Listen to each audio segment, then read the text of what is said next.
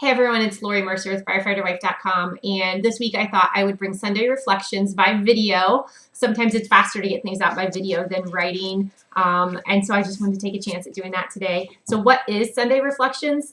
Sunday is a space in my life and many, I know not all first responders have this, but where not all businesses are open, there's not a lot of kids activities, and I can really take some time to reflect. I really try to disconnect from social media during that time as well. And just really get ready for my upcoming week and just spend some time with God.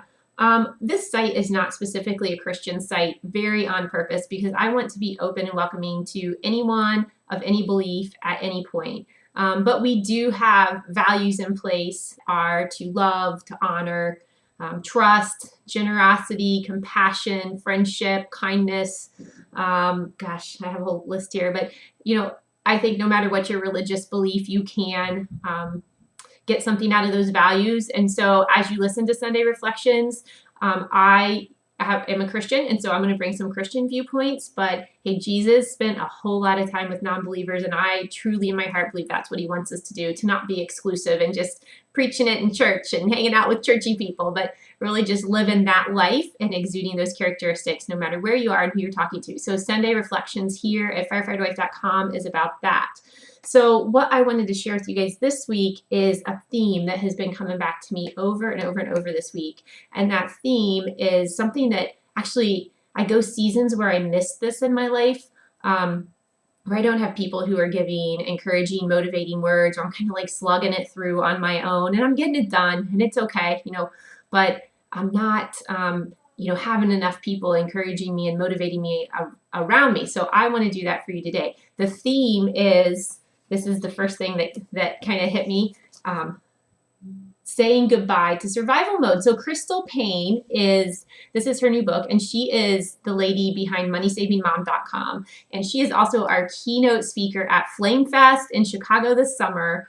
Amazing lady. Go check out her site, moneysavingmom.com. Register for Flame Fest and see her in person, even better. So she's got this whole book out, and I'm in the middle of reading this right now. I'm not done, so I can't fully comment.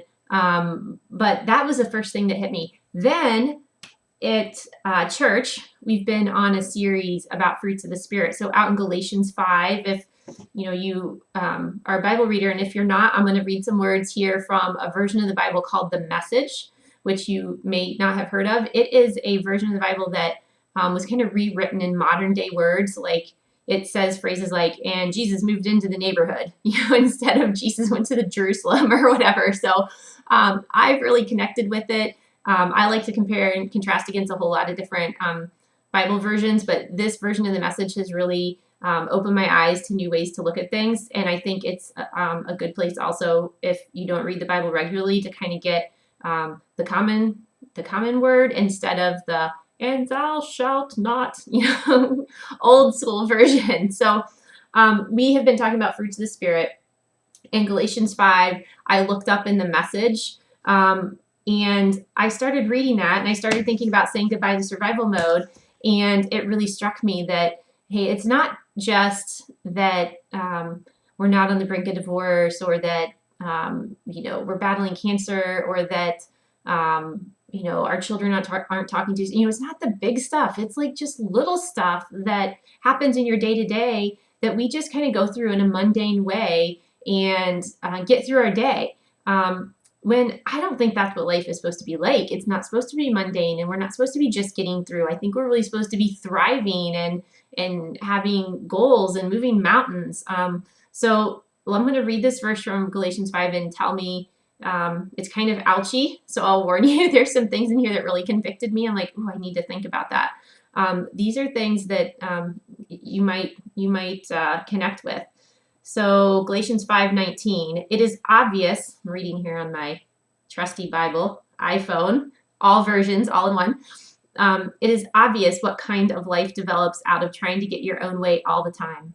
Repetitive, loveless, cheap sex, a stinking accumulation of mental and emotional garbage.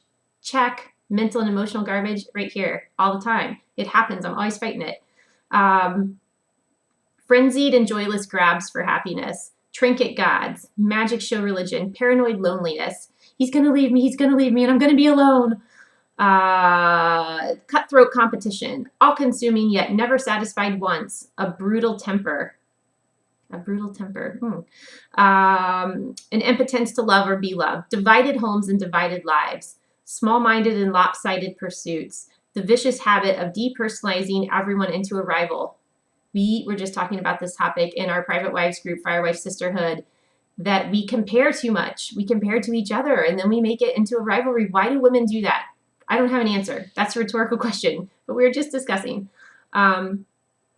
Uncontrolled and uncontrollable addictions, food, TV, iPhone, Facebook, anybody, ugly parodies of community. I could go on.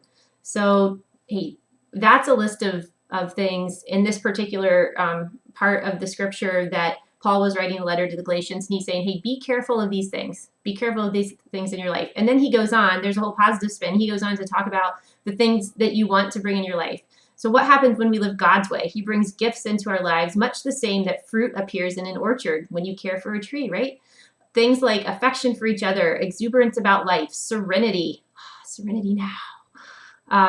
We develop a willingness to stick with things, a sense of compassion in the heart, and a conviction that basic holiness permeates things and people. We find ourselves involved in loyal commitments, not needing to force our way in life, able to marshal and direct our energies wisely. Doesn't that sound so good? Sometimes it's such a balance between living in that ouchy place of turning things into rivalries and that open place of opening yourself up to friendship and really building something that's going to last in the community of your life. So, hey, that was number 2. And then I'm on my treadmill running and listening to sermons. So I always listen to sermons on the treadmill. That's a little secret for some of you, like who like to multitask. Sermons aren't old school and boring, like, what's it called? Organ music, slow, and you fall asleep to in church. I have some great preachers I listen to, young and energetic, and who just really fire me up. So one of them happens to be Stephen Furtick at Elevation Church, and his website is elevationchurch.org or .com or something like that, but look him up. And Stephen Furtick is a young guy, younger than me. I'm a 40-something now. He's a 30-something, who gets it, who gets, the social media age, the iPhone age, who gets how we've semi-professionalized kids sports, who gets how hectic and busy our lives are. Like he was totally made to be a preacher in our day and age. Like I firmly believe that. I am so glad to have crossed paths and have those sermons in my life. And on the treadmill when all the endorphins are running, I just get like major fired up listening to him. And the same topic came to me again. He literally said, he was telling the story of David and Goliath, and he said, it is a sin to merely survive when God has called you to conquer. So then he told David and Goliath, right? We all know the story, the sling and the stone, and little David hits Goliath with the stone and Goliath falls down. But then we stop there because it gets kind of gory. And this is like one of those adventure stories in the Bible that people maybe don't even pay attention to if you're not reading close, but there's some really gory stuff in the Bible. He is not sure that Goliath is dead. And he finishes him. He goes and gets a sword and he chops off Goliath's head and takes him back into the city to show that he's the victor and he won. And here comes, for you Christians who are listening to this, here comes the, my Christian heart for this story and the Jesus part of this story. That sermon brought full circle all these, don't just survive. You don't want to be living those mediocre lives. You have something bigger and better already ahead of you. The victory is already won. Jesus already died to defeat sin. He's alive inside you. He has gifted you with things that you are already equipped to conquer, to not just survive, but to succeed, to go places you never imagined.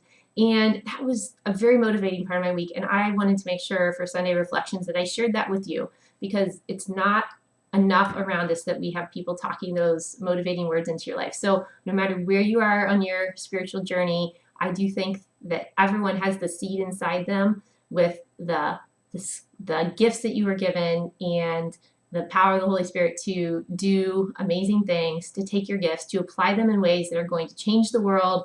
I'm not saying everybody needs to be a speaker and a writer and a whatever, but to change your world one step at a time. to not give up, and to really live that fruits of the spirit life, right? The exuberance about life, to have serenity and not be caught up in the moment, that you can stick with things, and that you have compassion in your heart, that you're loyal, find yourself then in loyal communities, family members, friends, the fire department. So that is Sunday Reflections. Thank you all for listening. Thanks for trying our new video version, and we will see you this week on the road in San Diego at Firehouse World.